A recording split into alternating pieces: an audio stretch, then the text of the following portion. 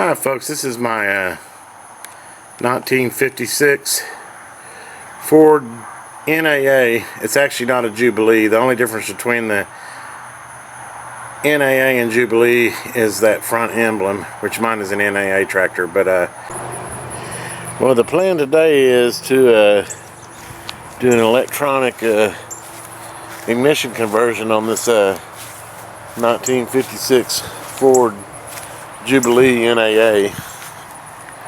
I've had it for about 20 years, and every year I end up having to mess with the points after it sets and have to clean them off, and I decided to go ahead and upgrade it to the 20th century as far as the ignition.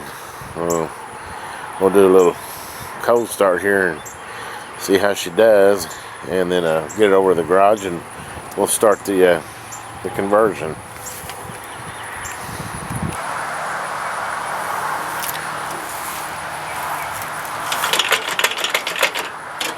Out of gear, get just a little bit of throttle, and let's see what she does.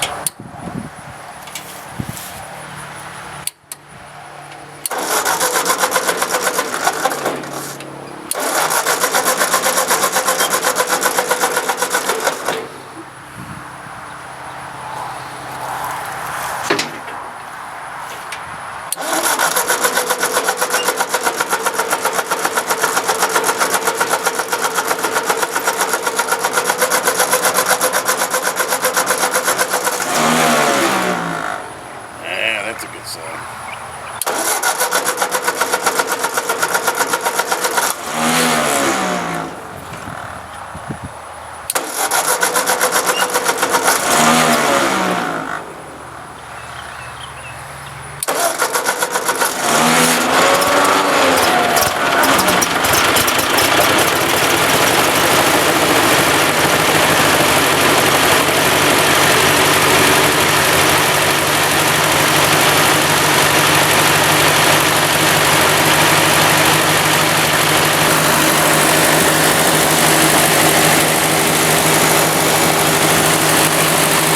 Up a little bit.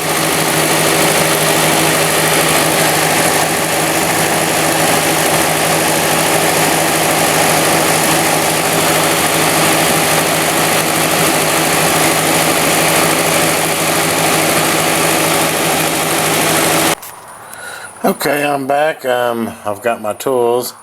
I got a couple Phillips head and a flat blade, some small pliers, and a pair of wire cutters, diagonal cutters.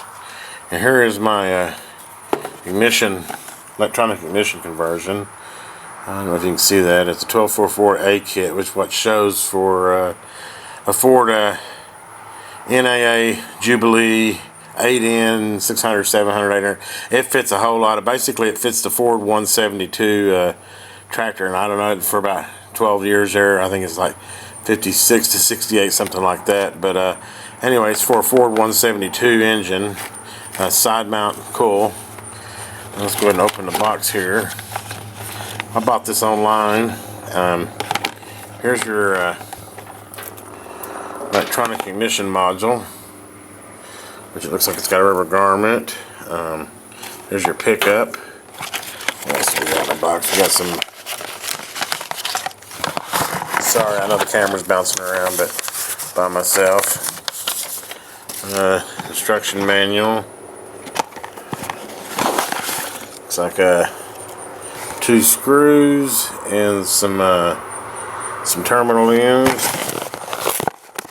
And it looks like this is the pickup that will fit on the rotor shaft of the distributor. Okay, now then let's go ahead and take the points and everything out of the current setup. I already read the instructions ahead of time, but basically the first thing we need to do is get the old points and everything out of the distributor. So let's get that started. First thing I'm going to do is remove the distributor cap,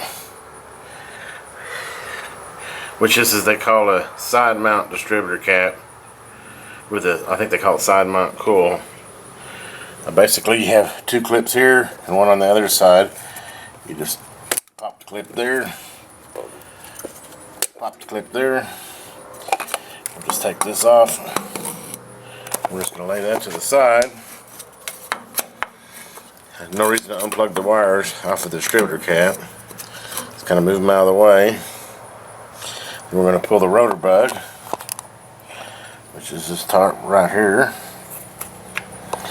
There's also a little metal retainer there. You can see that or not, but don't want to lose it right there. See that little metal retainer? This guy. Don't want to lose it because it holds the rotor. The rotor's solid. It wiggles around if you don't have it in there. Okay, next we'll remove the dust cover, which it just comes off, just lifts off. And there's our old point and capacitor condenser, not capacitor. This is our old points and condenser system here. There's your points. There's your condenser. Next thing we'll do is pull those off and get the conversion kit out and install it. Okay, looking at it, it looks like it's got 2 flat screws there and there. So we've got 3 screws removed. We've got one that's holding the condenser and 2 that are holding the points. So let's go ahead and pull those out. I'll try to do this one-handed. I don't want to drop that screw down inside the distributor, though that probably wouldn't be cool. I mean, hunting for a magnet. Fortunately, I'm using magnetic tip screwdrivers, so that ought to help. Okay, there's one screw. Get this wire out of the way here. Well, goodbye, points. You served me well, but I won't miss having to mess with them every year. It seems like every year I have to clean the points off. I guess they tarnish or corrode or whatever during the winter time. The tractor sits outside. I don't have anywhere to park it inside. I've got a garage, but I use it for other things. So I think the moisture and everything causes it to corrode, so I end up out there with a emery cloth every year having to clean the points off. So hopefully this will resolve that problem. There's the screw for the condenser. Okay, now we have all of them, all the screws taken off. Let's try and see here. There's your points, there's your condenser. It looks like this is going to be really easy. There's one wire from the points that goes to the coil. And then I'm guessing the other side is the hot side to the ignition. So, you get this off here. I should have brought my nut drivers, but I think I can do it with a... Yeah. Okay, go ahead and unscrew that. Don't want to lose that screw. Or nut, actually. And there's that wire. Fish it out. Come on. Yeah, should have tied this back. This stripper cap's wanting to keep getting in my way. There we go. Now we just want to pull the whole thing out if we can. If it'll fit through that hole or not. No, it won't. That's okay. I'll go ahead and just... I'm not planning on reusing it. If I had to, I could replace the connector. I'll just go ahead and clip the connector off there. Pull the wire through. Okay, well, guess what? We're basically halfway through the process. I'm not sure if I'm going to have to set the timing on it or not. Look at these leaves in here. Let me get these out of the way. I hadn't even looked to see where. Yeah, it's got a... Oh, come on. It's got a nut on this side right here that holds the distributor down into the block. That's where you loosen that and you would turn this left or right depending on whether you need a retard or advance your timing. Okay, now according to the instructions, the next thing I want to do is get my new module here. Here's my new module, and it's got some holes stamped here that say C and CC, and that's clockwise and counterclockwise. Well, I know that my distributor runs clockwise, so I'm guessing that it wasn't real specific on the instructions which hole you use. I mean, obviously it's going to be one of them for the points, so I'm guessing it's going to be that one. Does that line up? Let's see. C with that side of the points does. Okay, they all line up. So yeah, so for clockwise, you would mount these two holes here and here, and for counterclockwise, it would go that hole and that hole. But like I said, I know these 172s that they turn clockwise, so it'll go that way. Golly, I'm holding the camera crooked there. Okay, let me get the screws that came with the kit. It said to use those and get those installed. Okay, following instructions, I know the line the hole up. It's right there clockwise, and the screw. This might be kind of tricky to do one-handed. Where's that screw? There it is. That wasn't as bad as I thought. Okay, put that one screw in there, and the other screw's going to line up there. Grab the other screw. Sorry if this camera's jumping around. This is kind of hard to do. I know people that make videos know what I'm talking about when you're trying to work on something and record at the same time. Okay, looks like that hole lines up with that one, so which is basically the two holes for the points. Not basically, it is the two holes. Okay, so now I have one screw in here in the clockwise, and that was the two that were on the points.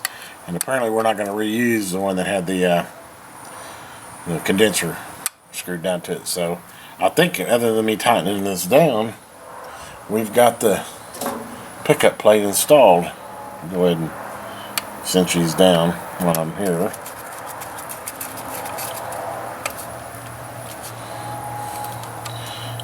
One.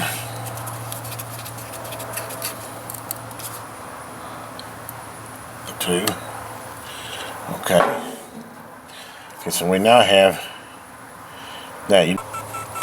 Okay, that was easier than I thought. So now you can see I have my wires strung through, and I just ran the wires through this hole and then pulled the grommet from the backside through, and that makes a really nice weather seal and looks professional.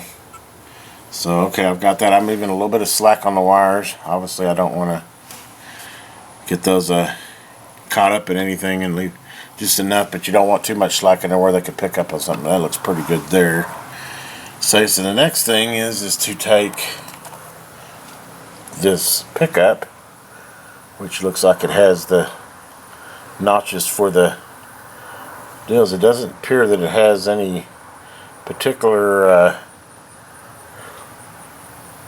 I guess you just to turn it till you catch those humps with there's 4 flat spots on it, and there's 4 flat spots on this. When you get it on there and just push it on, there it goes.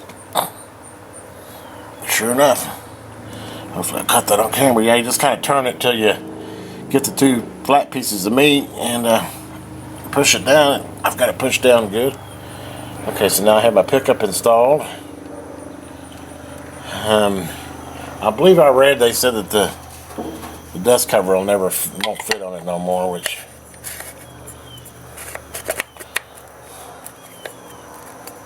yeah, it's not gonna. Well, I don't know. Let's see here. I think it stands a little too high. Let's see here. It's got to line up with the whole spot there. No, actually, my dust cover fits on fine. That's not touching. Awesome. Okay. So there's the dust cover. Actually, that'll keep it from wanting to crawl up. Okay, we have the dust cover on now. The next part of the process will be to get the rotor bug. I call it a rotor bug. The rotor, I don't know why I call it a bug, but okay, the next part will be to, like I was telling you before, you take this little, I don't know what they call it. I call it a little spacer, but it goes on the shaft of the distributor like that, and then you take the rotor and you just match the flat side to the flat side. Rotor's on. Okay. Wow, this is going really easy. Okay, I'll go ahead and I'll leave this off for now. Next thing I need to do is measure my wires, and the black will go to the negative on the coil, and the red will go to the hot on the coil. I'm going to leave a little extra length there. I'll probably cut them about right here. That gives me ample room. I don't want to make them too tight.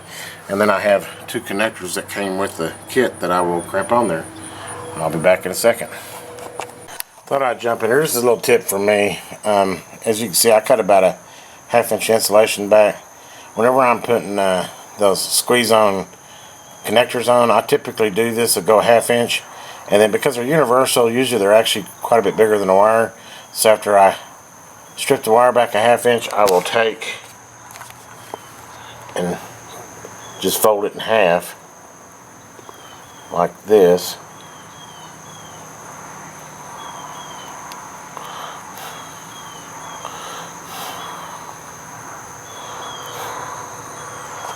Or I've got it doubled up there, so that whenever I push it into that connector, it has more thickness of wire to squeeze it against, and it just makes a better connection, I think. Anyway, let me go ahead and get this last connector crimped on here and hook it up to the coil, and we'll give it a first start. Okay, I now have the wires connected to the coil. Go ahead and touch that under a little bit better there. That's just my oil line there. Let's kind of reroute that. But anyway, that's my positive side of the coil, and this is my negative side of the coil. And as you can see, I cut my wires to length, put connectors on, and hooked it up to the coil. I might also mention this is this tractor was converted to 12-volt negative ground 10 or 15 years ago. This is for a 12-volt negative ground. You can buy a kit for 6-volt, but I bought the 12-volt negative ground. Thought I better mention that, but the 1244A kit I bought is for 12-volt negative ground. So basically, we're all went back up. The only thing I've got left to do is put my rotor cap back on.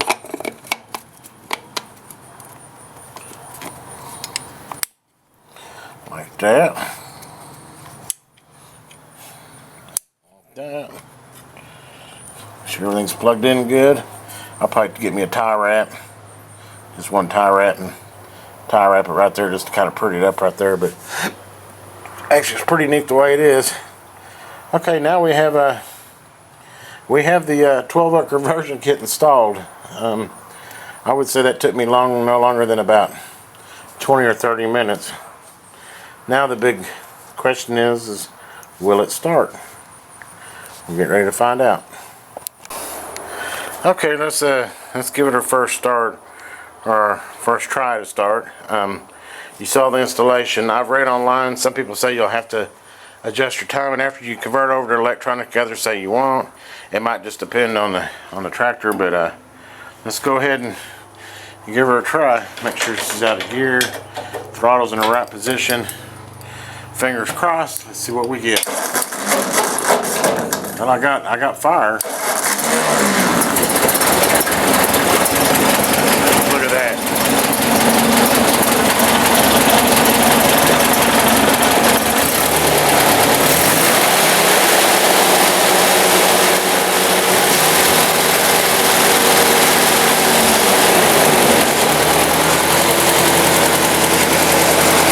I would say that is a successful conversion. Timing sounds good too. No bogging.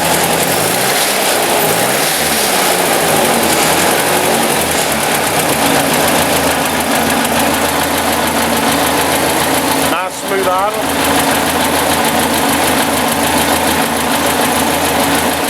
Okay, all think we're going to call this a job done.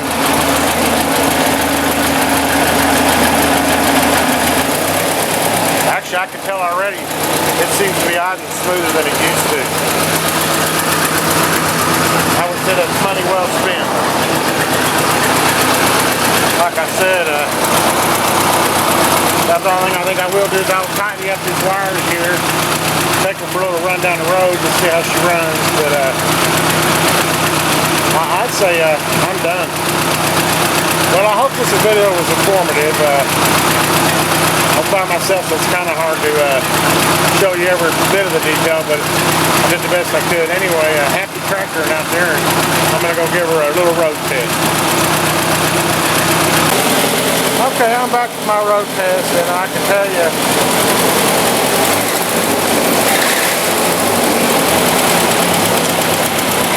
if you haven't done the 12 electronic conversion over to electronic from points, do it. I can tell it's peppier than it has been in years. It's running like a sewing machine. Now if I could just tackle the rear seal grip that I have, I would have a 100% tractor. I just keep oil in it, but I don't know if you can see that, but it's got a grip. But we'll tackle that another day. One less thing to worry about on it. Hope you enjoyed this video.